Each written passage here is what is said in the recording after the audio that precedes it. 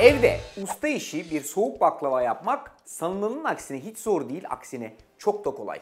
Öncelikle şöyle bir düzene ihtiyacınız var. 1 adet 25'e 35 santim boyutunda tepsi, yaklaşık 20-25 adet baklavalık yufka, 2,5 su bardağı toz şeker, 3 bardak süt, 1,5 bardak su, 2-3 su bardağı pirinç Antep fıstığı ve yaklaşık 300 gram kadar da sade yağ.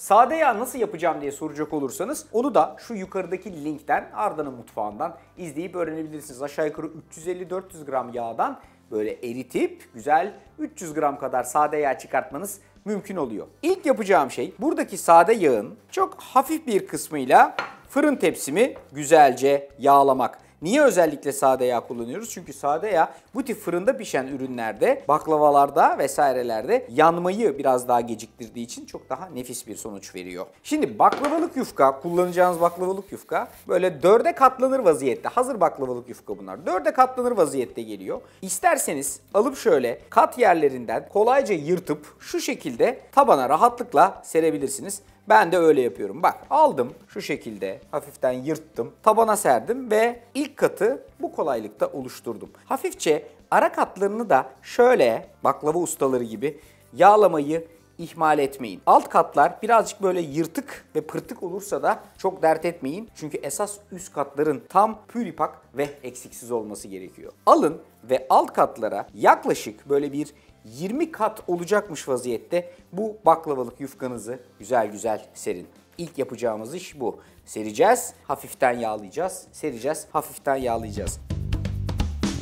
İşte bu şekilde yapa yapa özellikle böyle pırtıklı katları alt tarafa seriyorum. Üst tarafa daha böyle pürüzsüz katları bırakıyorum. Bu şekilde yağlaya yağlaya 25 kata kadar geldik. Aslına bakarsanız bu yaptığımız işlemi aynen bu şekilde devam ettirerek normal standart bir baklava da yapabilirsiniz. Soğuk baklava dediğimiz bu baklavanın yapıldıktan sonra şerbetlenme kısmındaki ve soğuk servis edilme kısmındaki temel farkı, dediğim gibi biz büyük bir özenle olması gerektiği şekilde baklavamızı yapıyoruz. Bakınız tabanı yaptık 25 kat bu şekilde. Şimdi bunun içerisine fıstık gezdireceğiz. Ben pirinç fıstık tercih ediyorum. Çok daha dolu dolu kalıyor içinde ve dolu dolu oluyor. Eğer toz arzu ederseniz toz da kullanabilirsiniz. Yaklaşık böyle 2,5-3 bardak kadar pirinç Antep fıstığını şöyle güzelce içine yayacaksınız. Peki şimdi ne yapıyoruz? Kalanları üstüne aynen devam ediyoruz. Bu sefer mümkün olduğu kadar düz ve dolu katlar yapmaya çalışın. Aynen böyle.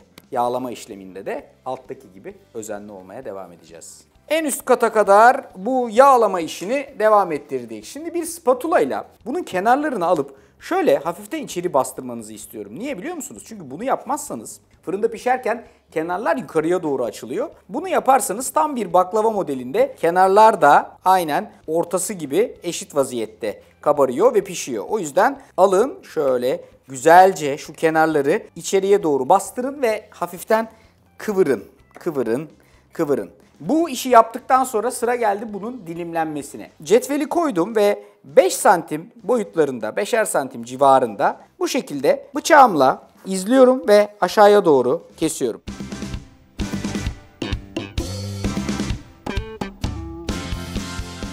Dilimleme işleminden sonra bir de çok önemli yağlama işlemi var. Aralarını, kenarlarını kalan yağla şöyle güzelce yağlıyorsunuz. Bunu yaparsanız eğer fırında pişerken eşit vaziyette üst kapak güzelce yukarıya doğru pişiyor ve kızarıyor ve kabarıyor. O yüzden bu işlemi de yapın. Bakalım inşallah bizimki de güzel bir şekilde kabarır. Ha kabarmazsa da zaten üstünün şerbetiyle ve en üstüne gelecek olan kakaoyla da dümdüz bir zemin elde etmek mümkün. Şimdi gidiyoruz fırına. 180 dereceye önceden ısıtılmış fırına atıyoruz bu arkadaşı ve aşağı yukarı 35 dakika kadar fırında bırakıyoruz. 35 dakikanın sonunda çıkan ürüne güzel de bir şerbet ekleyeceğiz. Şerbet nasıl mı yapılıyor? Aynen şöyle. Buyurun ocağa. Bir küçük sos tenceresinin altını yakıyorsunuz. İçerisine 3 bardak süt, 1,5 bardak su ve 2,5 bardak toz şeker ekliyorsunuz. Çırparak karıştırıyorsunuz. Tıkırdayana kadar da karıştırmaya devam ediyorsunuz. Süre tamamdır.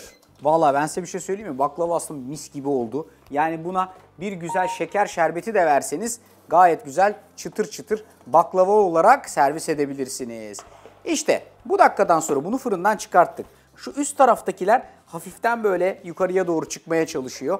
Artık şerbetle beraber bunu iyice ıslatacağız. Hazırladığımız şerbet hala sıcakken üstünden gezdiriyorsunuz.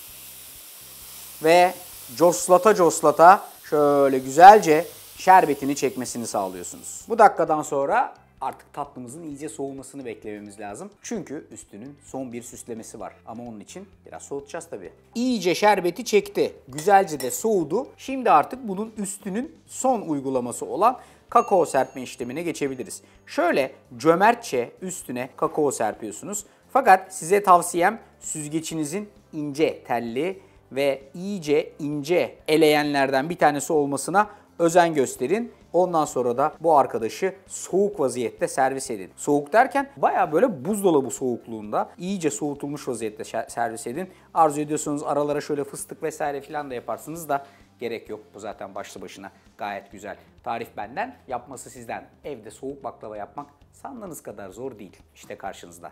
Hepinize afiyet olsun.